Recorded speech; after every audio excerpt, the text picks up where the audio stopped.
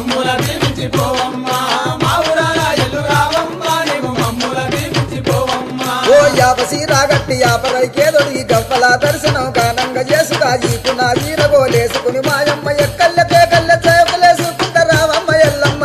చక్కని తల్లి రావమ్మ ఎల్లమ్మ చక్కని తల్లి రావమ్మ ఎల్లమ్మ